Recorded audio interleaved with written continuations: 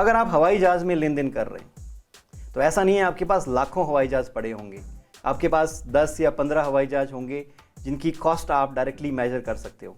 But अगर आप biscuit, आप शैम्पू, साबुन या किसी ऐसे कंज्यूमेबल में डील कर रहे हो जो लाखों की तादाद में बिकता है और आपके स्टॉक में 3 लाख शैम्पू पड़े हैं, मैनेजमेंट का काम है उन 3 लाख शैम्पू की वैल्यूएशन करना, ऑडिटर का काम है सिर्फ उसके बारे में सैंपल चेक करना, ओपिनियन देना कि जो वैल्यूएशन हुई है वो ठीक हुई है। तो सैंपल चेक के बेसिस पे वो सारी काउंट तो वो भी नहीं कर सकते हैं और एक कंपनी के लिए भी मुश्किल होता है।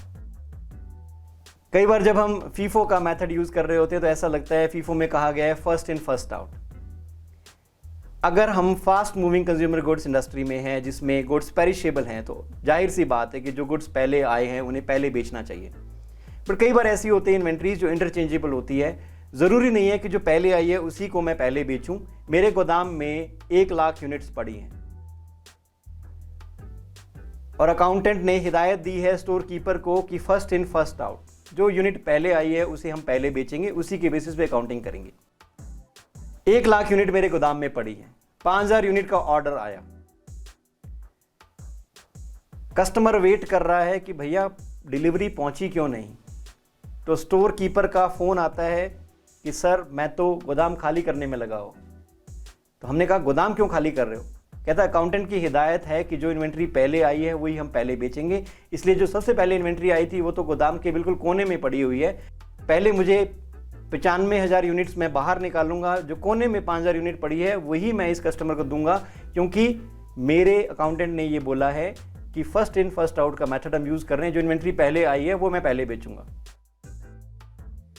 हमने स्टोर कीपर को समझाया कि ये इन्वेंट्रीज इंटरचेंजेबल थी, कोई फ़र्क नहीं पड़ता, अगर आप गेट के पास पड़ी हुई 5,000 यूनिट भी दे देते तो हमारा काम चल जाता, इससे वैल्यूएशन में कोई फ़र्क नहीं पड़ेगा। तो वो कहता है साहब फ़र्क क्यों नहीं पड़ेगा, जो इन्वेंट्री पहले आई उनकी कीमतें अलग थी, जो बाद में आई उनकी कीमतें अलग थी, अलग अलग रेट पे हमने खरीदी हुई है। तो हमने उसे समझाया कोई बात नहीं, हमारे पास तरीके हैं जिसके बेसिस पे हम अकाउंटिंग कर सकते हैं। अगर अलग अलग कीमतों पे भी आई है तो हमारे पास 2 तरीके हैं जिसके बेसिस पे हम वैल्यूएशन कर पाएंगे। हमारे पास वेटेड एवरेज मेथड है, हम एवरेज कीमत ले लेंगे।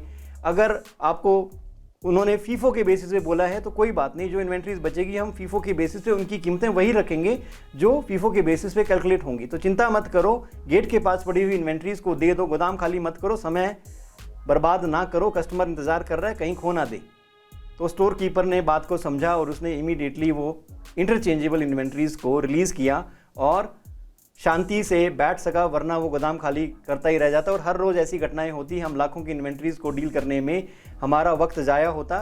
तो फीफो का मतलब ये नहीं है कि रियलिटी में हम वैसा करते हैं, हम अकाउंटिंग फीफो के बेसिस पे करते हैं। इसका मतलब ये है हम ये अज्यूम करते हैं, हकीकत में नहीं होता, हम ये अज्यूम करते हैं कि जो इन्वेंट्रीज पहले आई हैं उन्हें मानते हैं कि वो पहले बिक गई होंगी, और जो बची हैं वो इन्वेंट्रीज हैं जो बाद में खरीदी गई, उनकी कीमत हम बाद के रेट के बेसिस पे तय करते हैं। एक बार हमारे पास वैल्यूएशन आ गई, फिर हम ये देखेंगे कि नेट लेजल वैल्यू क्या होता है, कैसे उसकी कंपैरिजन होता है, और फाइनली हम उसे क्लोजिंग स्टॉक वैल्यूएशन में रिकॉर्ड करते हैं।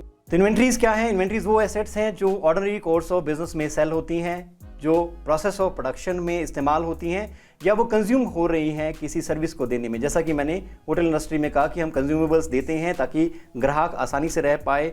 उसे अगर टूथपेस्ट की ज़रूरत है, ब्रश की ज़रूरत है, तो आप रिसेप्शन पे फ़ोन करते हैं तो वो पहुंचा दिया जाता है आपके रूम में। वो होटल इंडस्ट्री का कंज्यूमेबल मटेरियल है जो इन्वेंट्रीज के रूप में उनकी बैलेंस शीट में प्रेजेंट होगा।